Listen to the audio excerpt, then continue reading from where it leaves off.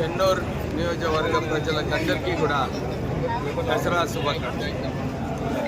ఈ దసరా టైంలో రాష్ట్ర ప్రభుత్వం పేద ప్రజలకు ఇందిరమ్మ ఇల్లులు, రేషన్ కార్డ్స్, గ్యారెంటీ కార్డు అమలు చేయడంలో వాళ్ళందరూ కూడా ప్రజలందరూ సంతోషిస్తున్నారు.